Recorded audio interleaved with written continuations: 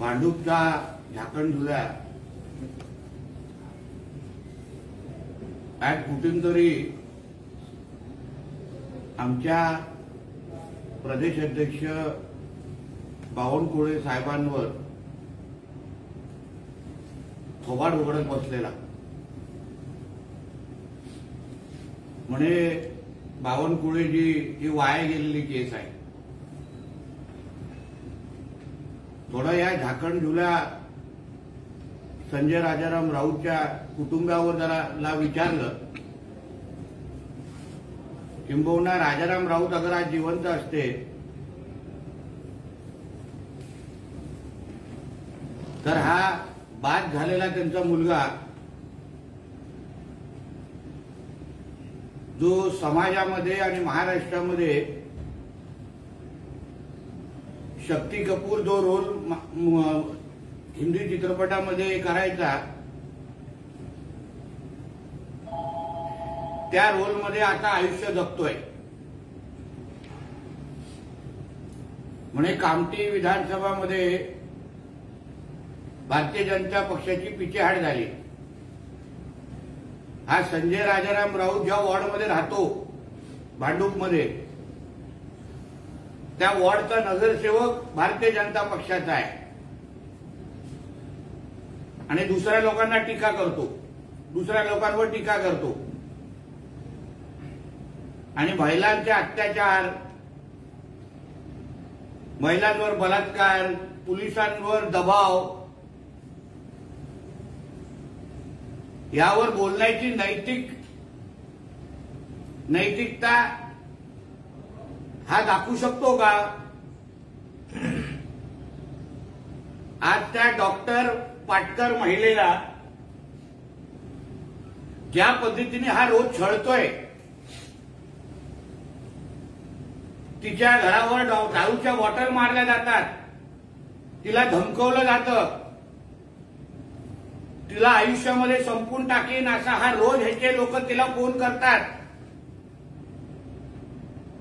आता तर त्या डॉक्टर महिलेनी आदरणीय देवेंद्र फडणवीसजींवर आरोप करावे अशा पद्धतीचा हा दबाव हा संजय राजाराम राऊत तिच्यावर टाकतोय. हे खरं आहे का खोटं आहे हे सांगावं महाराष्ट्राला. आणि हा महिला अत्याचार आणि पोलिसांवर दबावाचा हा भाषा करतो.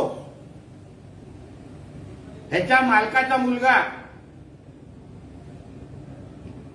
मी अत्यंत जबाबदारीने एक माहिती देईन. NCPCR नावाची लहान मुलांच्या संरक्षणासाठी बनवलेला आयोग आहे. NCPCR कडे आदित्य ठाकरे संदर्भात लहान मुलांच्या छळण्याबाबत 3 तक्रारी दिल्या आहेत की नाही ह्याचा खुलासा उद्धव ठाकरे आणि आदित्य ठाकरेंनी करावं. आदित्य ठाकरे आणि लहान मुलांचा काय संबंध आहे? उद्धव ठाकरे जेव्हा मुख्यमंत्री होते तेव्हा आदित्य ठाकरे आणि लहान मुलांसंदर्भातल्या 3 केसेस त्यांनी दाबल्या. काय कारण होतं? आता बदलापूरमध्ये जो काय निर्घुण ती घटना झाली आणि त्याबाबत आमचं पोलीस खातं आणि सरकार कुठलीही दयामाया न दाखवता आरोपींवर कडक शिक्षा किंवा फाशीच झाली पाहिजे या भूमिकेवर आम्ही सगळेजण ठाम आहोत आणि त्या पद्धतीची कारवाई सुरू आहे. पण ह्या उद्धव ठाकरेंचं सरकार असताना, स्वतः मुख्यमंत्री असताना स्वतःच्या मुलांनी लहान मुलांसंदर्भात गेलेल्या घाणेरड्या कृत्याबद्दल अगर उद्धव ठाकरेंनी स्वतः माहिती दिली नाही तर मी या तीनही केसेस संदर्भात जे एनसीपीसीआरकडे आहेत त्याबद्दल स्वतः पत्रकार परिषद घेऊन महाराष्ट्राला माहिती देणार. ह्याच्या घरात ह्याच्या पोटी एक विकृत आणि एक घाणेरडा मुलगा जन्माला आलेला आहे. म्हणून हेही कुठल्या नैतिकतेने हे लोक त्या चिमुकल्या मुलींच्या बलात्काराच्या घटनेचं राजकारण जे करतायत. तुमच्या स्वतःच्या घरातल्या मुलाला पहिला आवरा, नाहीतर लहान मुलांचा आणि त्यांच्या पालकांचा एक मोठा मोर्चा मी स्वतः मातोश्रीवर काढीन आणि आम्हाला आदित्य ठाकरेकडून संरक्षण द्या अशी मागणी मी करीन. म्हणून दुसऱ्यांवर आरोप करण्या अगोदर संजय राजाराम राऊत आणि त्याचा मालक उद्धव ठाकरे यांनी त्याच्या घरातल्या या नराधामाला पहिला आवरावं, नाहीतर एनसीपीसीआरकडे जे काही तक्रारी झालेल्या आहेत त्या तक्रारदार सकट मी मोर्चा काढणार. तुम्हाला आठवत असेल आरे कॉलनीच्या आरे संदर्भात एक आंदोलन झालेलं. त्या आंदोलनामध्ये लहान मुलं होती. मग त्यानंतर केस दाखल केली गेली. ती केस उद्धव ठाकरेंनी का दाबली, पोलिसांवर का दबाव टाकला, आयोगावर का दबाव टाकला, या सगळ्याची माहिती उद्धव ठाकरे आणि संजय राजाराम राऊतनी द्यावी, नाहीतर मातोश्रीवर काढलेल्या मोर्चाचा उत्तर देण्याची तयारी ठेवावी. धन्यवाद. राज्यातलं पोलीस खातं भ्रष्टाचाराने भरभटलंय असं संजय राऊत यांनी आरोप केला. महाविकास आघाडीच्या सरकारच्या काळात हे लोक पोलिसांना काय गंगा स्नान करायला लावायचे का? मातोश्रीच्या 3ऱ्या माळ्यावर बसून किंवा बीकेसीच्या ट्रू ट्रम्प नावाचे एक रेस्टॉरंट आहे, तिथे ह्यांचे गृहमंत्र्यांचे नातेवाईक बसून पोलिसांच्या बदल्यांचा सौदेबाजी करायचे, वसुली करायचे. म्हणून बदल्यांसंदर्भात संजय राजाराम राऊतनी थोबाड उघडू नये. कारण का महाविकास आघाडीच्या काळात पोलिसांना हे लोक अक्षरशः घरघडीसारखे वापरायचे आणि पोलिसांच्या बदल्यांच्या पैशांवर आता मातोश्री 2 उभी आहे. या गोष्टीची आठवण मी संजय राजाराम राऊतला करून देईन. कोर्टाला घटनाबाह्य सरकारवर निर्णय द्यायला वेळ नाहीये असं संजय राऊत म्हणतात. आता हा दीड शाणा आहे ना की कोर्टाला पण हा सल्ले देत बसलेला आहे. मला वाटतं मी माननीय न्यायालयाला विनंती करीन की याच्या सो मोठो याच्यावर तक्रार घेतली पाहिजे, केस दाखल केली पाहिजे. कारण का सातत्याने न्यायालयाचा अपमान करण्याचं काम हा नालायक आणि कार्टा संजय राजाराम राऊत करतोय. महाराष्ट्र बंद यशस्वी होतोय म्हणून महायुतीचे बैठकांचे सत्र सुरू असल्याचं संजय राऊत म्हणतात. महायुतीचे जे बैठकाचे जे सत्र आहेत त्याचं कारण असं आहे की महाराष्ट्र बंदच्या नावाने यांना महाराष्ट्रामध्ये अशांतता पसरवायची आहे. आदरणीय पवार साहेबांनी पहिल्यापासून बोलून ठेवलंय की महाराष्ट्राचा मणिपूर होऊन देऊ नका. तो इशारा होता.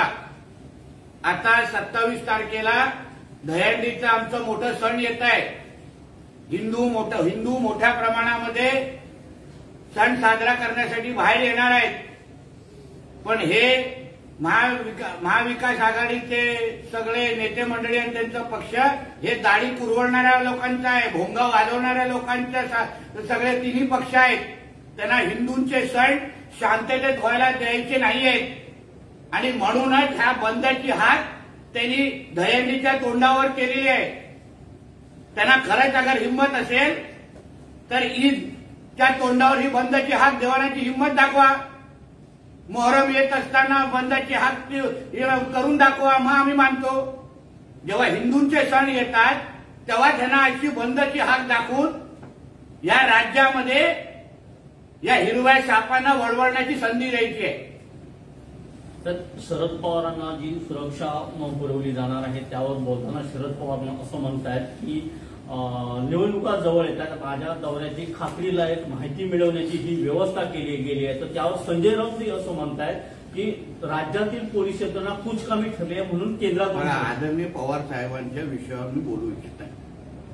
संजय राऊतांचा आरोप आहे की राज्यातली पोलीस यंत्रणा कुचकामी ठरते आहे म्हणून केंद्राकडून संरक्षण दिलं जातं. आमच्या राज्यात सत्ताधारी असो विरोधक असो सगळ्यांच्या सुरक्षितेची सगळी जबाबदारी केंद्र आणि राज्य सरकारची आहे आणि त्यासाठी लागणारं कुठलंही पाऊल टाकायला आम्ही तयार आहोत.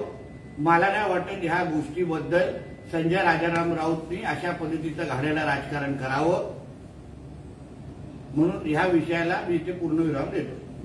नरेंद्र मोदी हे विश्वगुरू आहेत, त्यांना लहान प्रश्न विचारू नका असं एक मुश्किल उपासात्मक टीका केली आहे संजय राऊतांनी. निश्चित पद्धतीने विश्वगुरू आहे.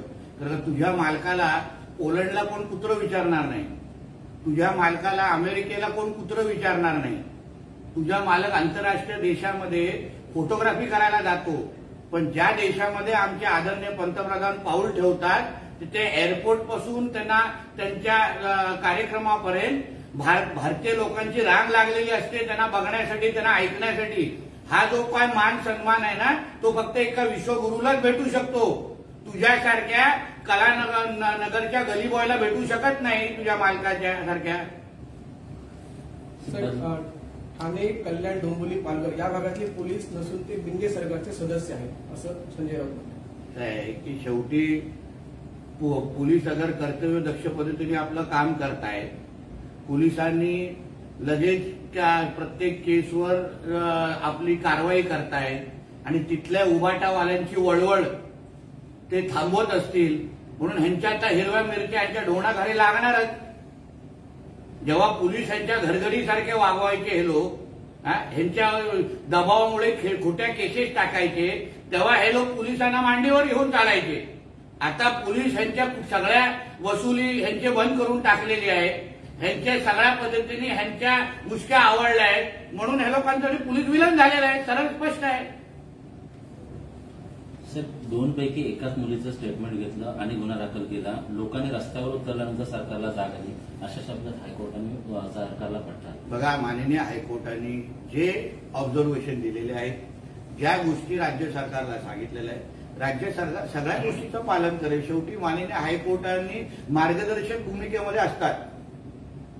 कधी कधी ते राज्य सरकारचं चांगल्या कामाचं कौतुकही केलेलं आहे, कधी कधी कानी पकडलेलं आहे. तेवढ्या समाज व्यवस्थेचा महत्वाचा भाग हा न्याय व्यवस्था आहे.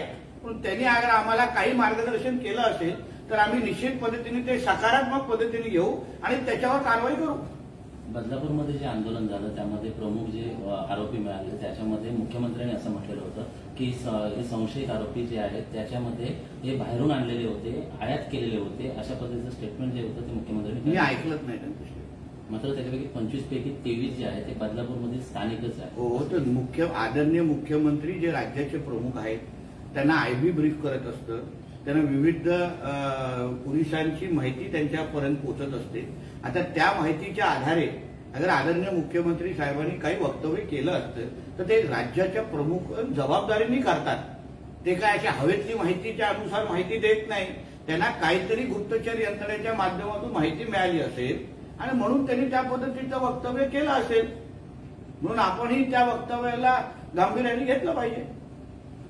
उद्धव ठाकरे सांगतायत की महाविकास आघाडीचा मुख्यमंत्र्यांचा चेहरा आपण पहिला ठरवायला हवा. मात्र आता काँग्रेसने अशी भूमिका घेतली जी सूत्रांकडून माहिती मिळते की सध्या तरी मुख्यमंत्र्यांचा चेहरा नको. उद्धव ठाकरे अक्षरशः नाक रगडतायत काँग्रेसवाल्यांच्या समोर.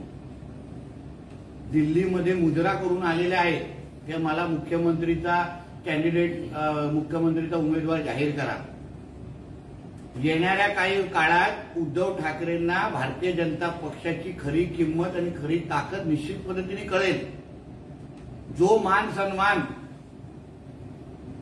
जी आपुलकी, जे प्रेम, जो विश्वास भारतीय जनता पक्षाचे नेते मंडळी उद्धव ठाकरेंना द्यायचे जो सन्मान उद्धव ठाकरेंना द्यायचे त्याचा 1% पण सन्मान आज महाविकास आघाडीचे काँग्रेस आणि राष्ट्रवादी त्यांना देताना दिसले नाहीयेत. मी 100 तरी घटना सांगू शकतो. आजपर्यंत राहुल गांधी कधीही त्या मातोश्रीच्या पायरी चढलेले नाहीयेत. आमचे अमित भाई शाह कितींदा आलेले आहेत मातोश्रीवर.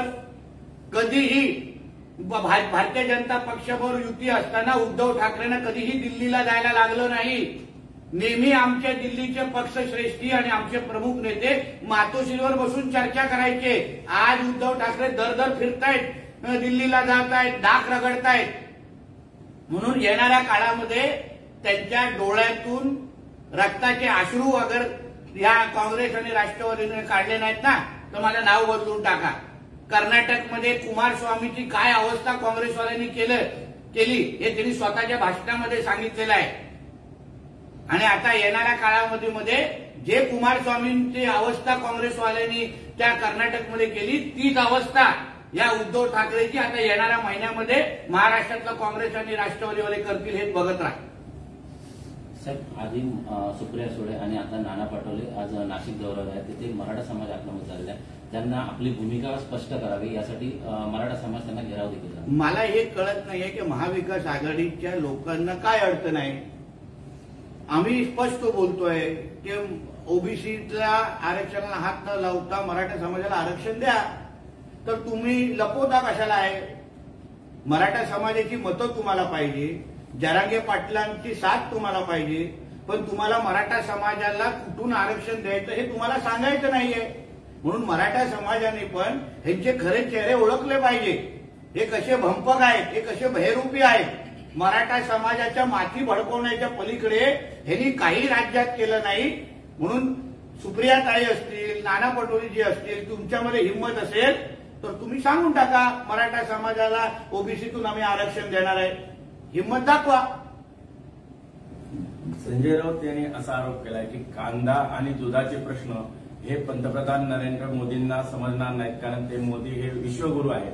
हो का. महिला बलात्कार आणि सामूहिक बलात्काराचे प्रश्न हे पण उद्धव ठाकरेंना कळणार नाही कारण का त्यांच्या घरामध्येच सर्वात मोठा शक्ती कपूर राहतो. म्हणून आमच्या नरेंद्र मोदीजींवर बोलण्याच्या अगोदर तुझ्या मालकाच्या मुलाला पहिला आवर आणि मग आमच्या विश्वगुरूंबद्दल बोलण्याची हिंमत कर.